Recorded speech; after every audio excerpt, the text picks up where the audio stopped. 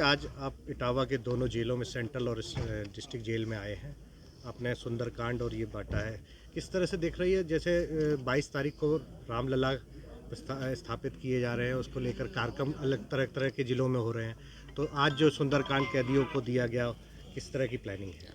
देखिए, सबसे पहले मैं आज ही एक लेटर लिख कर के सभी जेलों के लिए तब लखनऊ से आया हूँ। और वो लेटर है कि सभी उत्तर प्रदेश की जेलों में लाइव प्रसारण 22 जनवरी को और प्राण प्रतिष्ठा का दिखाया जाए।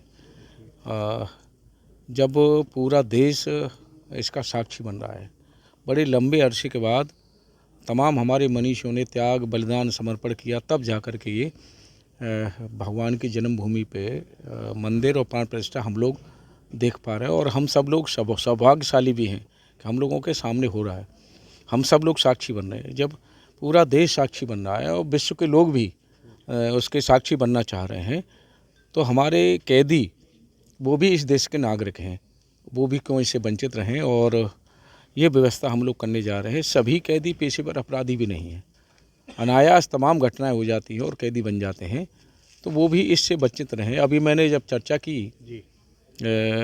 मैंने कहा मैं सुंदरकांड लाया हूँ, जिसे लेना हो हाथ उठाइए।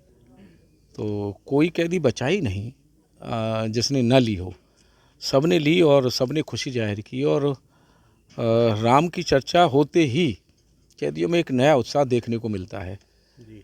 तभी हमने निर्णय लिया था, कई जेलों में हमने ये उत्साह देखा, तभी निर्णय लिया था कि सभी को लाइव प्रसारण दिखाया जाए। और सुंदरकांड और हनुमान चालीसा बांटने, गीता बांटने का मेरा एक उद्देश्य और भी है। कैदी 4 साल, 5 साल, 6 साल, 10 साल, 12 साल जेल में रहते हैं, जैसी धारा में आए हैं, और उनके पास बाहर की दुनिया से वो बिल्कुल कट होते हैं। आपस में उनके पास केस की चर्चा के अलावा कोई और विषय ही नहीं है। वो चर्चा अगर मान लो कोई व्यक्ति 5 साल 10 साल करता रहेगा, जेल से बाहर जाने के बाद अगर वो चर्चा दिमाग में घर कर गई और उसका अंकुर पैदा हुआ, तो कोई दोबारा गलती न कराए। उस चर्चा से बचाने के लिए मैं कहता हूँ कि वो चर्चा आपको नहीं करनी है, और सुंदरकांड हनुमान चालीसा का पाठ करिए, समय आपके पास है। हनुमान चालीसा और राम का जो जाप करने से कितना अंतर आप देखेंगे? जैसे अभी तो पूरे विश्व में सब राममय होता जा रहा है 22 से पहले। हमारे जेलों में भी मैंने देखा है, तमाम कैदियों की मनोदशा बदली है। मेरे पास कई ऐसे वीडियो हैं जो कैदियों ने स्वयं कहा है कि आपके आने के बाद, आपका संवाद सुनने के बाद हमारी सोच बदली है और हमारी विकृति मानसिकता ख़त्म हुई है। एक लड़का एक जेल में हमारे संवाद के बाद खड़ा हुआ और बोला, उसने कहा कि मैं मंत्री जी कुछ कहना चाहता हूँ। हमने पूछा उससे, तो उसने बताया कि मैं नशेड़ी था और मेरा पूरा घर नशा करता है और मैं उत्पाती भी था, यहाँ जेल में भी उत्पात करता था। लेकिन आपका संवाद सुनने के बाद, जब पहले आए थे, जब संवाद सुनने के बाद मैं बिल्कुल शांत हो गया हूँ, मैंने नशा छोड़ दिया है। मैंने घर में अपने में फ़ोन करके कहा कि भाई नशा कोई नहीं करना है, मंत्री जी आए थे ऐसे समझा रहे थे, मेरे घर वालों ने भी नशा छोड़ दिया है। बहुत कुछ बदलाव हमें देखने को मिला। एक कैदी जब हम संवाद के लिए खड़े हुए, तो खड़ा हुआ, मंत्री जी हमारी बात सुन लो। हमने कहा एक नहीं दो कहना, लेकिन हमारी बात सुन लो। उसके बाद फिर वो खड़ा हुआ और बोला अब मैं 2 बात कहूँगा। हमने कहा बताइए।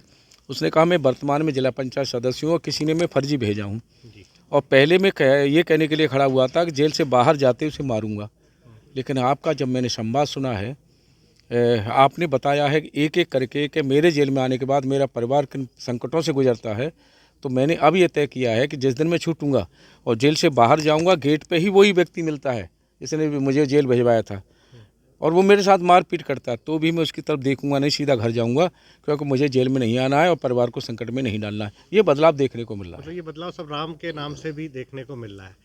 निश्चित रूप से। ये जैसे ये तो हो गए कैदी, लेकिन एक तरफ जहां विपक्ष देखा जाए, अगर विपक्ष कहीं ना कहीं इस पूरे कार्यक्रम को राजनीतिक रूप दे रहा है कि ये बीजेपी का कार्यक्रम है पूरा। पहले वही विपक्ष ये कहता था कि बीजेपी मंदिर बनाएगी और तारीख नहीं बताएगी। पहले यही विपक्ष ये कहता था कि बीजेपी मंदिर बनाएगी, अब कह रहे हैं बीजेपी मंदिर बना रही है। भाई भगवान सबके हैं, सबके हृदय में वास करते हैं। मेरा सुझाव है कि 500 सालों से ज़्यादा लंबे अरसे के बाद ये अवसर आया है, सबको इसका साक्षी बनना चाहिए, और मैं कह सकता हूँ भगवान उन पर भी कृपा करेंगे। अच्छा, जिस तरह से अभी मायावती और मुलायम अखिलेश यादव को लेकर जो चल रहा है बहस, एक तरफ अखिलेश यादव को मायावती गिरगिट कह रही हैं और वहीं दूसरी तरफ अखिलेश यादव कह रहे हैं कि अगर एनडीए में शामिल होते तो ये प्रधानमंत्री के दावेदार होते और हम लोग पीएम के लिए इनको एक्सपोज करते हैं। इसके पीछे सही बात तो है कि राजनीतिक बयानबाजी है और वोट बैंक की नीति के आधार पर ये बयानबाजी हो रही है। और तमाम मैं भी सुन रहा हूँ कांग्रेस के नेता अभी अयोध्या गए हैं, सरयू में स्नान किया है, दर्शन भी किए हैं, उधर ये बयानबाजी भी हो रही है, तो देश की और प्रदेश की जनता सब जान रही है।